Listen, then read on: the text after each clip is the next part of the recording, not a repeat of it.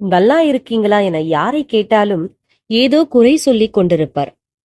இதை பற்றி காஞ்சி மகாபெரியவர் என்ன சொல்கிறார் என பார்ப்போம். கஷ்டம் நமக்கு ஏன் வருகிறது? அதற்கு காரணம் நம் உடம்பு.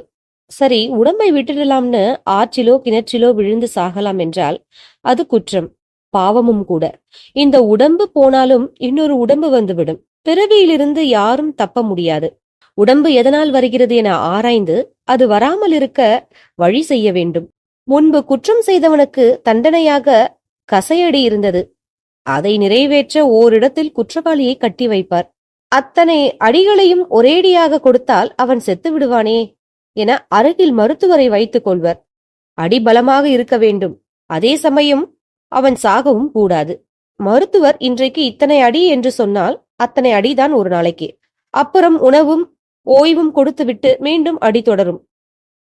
இந்த மாதிரி முற்பிறவியில் செய்த குற்றத்திற்கான துன்பத்தை அனுபவிக்க இந்த உடம்பை கொடுக்கிறார் பகவான்.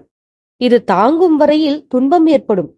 எஞ்சிய துன்பத்தை அனுபவிக்க இன்னொரு உடம்பை கொடுப்பார். சந்தோஷம் என்பது எப்போதோ கொஞ்சம் வேப்பங்காயில் தித்திப்பு போல வரும். 100க்கு 90 பேர் சிரமத்தில் தான் இருக்கிறார்கள்.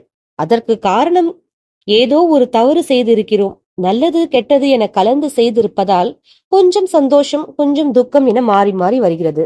உடம்பு இல்லாமல் போக வேண்டும் என்றால் என்னதான் செய்ய வேண்டும்? உடம்பு வந்ததற்கு என்ன காரியம் செய்தோமோ அதை செய்யாமல் இருந்தால் உடம்பு வராது. உடம்பு வந்ததற்கு என்ன காரணம்? ஆசை அலை போலே நம்மை தாக்குகிறது. ஆசையே கூடாது என நினைத்தாலும் ஒரு கட்டத்தில் நம்மை மீறி வெறியாகி விடுகிறது. அதனால் கெட்ட செயலை செய்கிறோம். காமம், கோபம் இரண்டும் வெறியாக நம்மை அடிமைப்படுத்தி செயல்பட வைக்கின்றன. இந்த இரண்டும் இருக்கும் வரை பிறவி என்னும் நோய் நம்மை தொடரத்தான் செய்யும்.